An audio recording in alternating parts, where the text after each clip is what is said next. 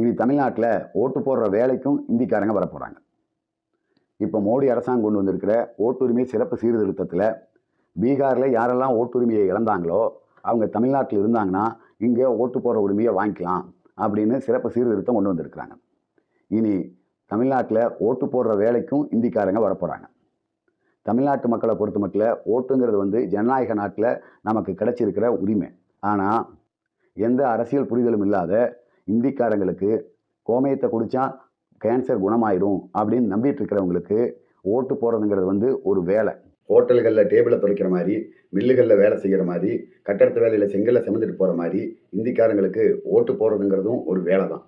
தமிழ்நாட்டுக்கு சம்மந்தம் இல்லாத, தமிழ்நாட்டு மனநிலையோடு எந்த விதத்திலும் ஒத்துப்போகாத இந்திக்காரங்கெல்லாம் ஓட்டு போட்டு எம்எல்ஏவும் எம்பிக்களையும் தேர்ந்தெடுக்கிற நிலைமை வந்துச்சுன்னா தமிழ்நாட்டினுடைய வளர்ச்சி, தமிழ்நாட்டினுடைய பண்பாடு, தமிழ்நாட்டினுடைய கலாச்சாரம் எல்லாம் ஒட்டுமொத்தமாக நாசமாயிடும். இப்படி தமிழ்நாட்டை நாசம் பண்ணக்கூடிய இந்த சட்டத்தை கொண்டு வந்திருக்கின்ற மோடியையும் இதை ஆதரிக்கின்ற எடப்பாடி பழனிசாமி அவர்களையும் தேர்தல் களத்தில் புறக்கணித்து பாடம் கற்பிப்போம்.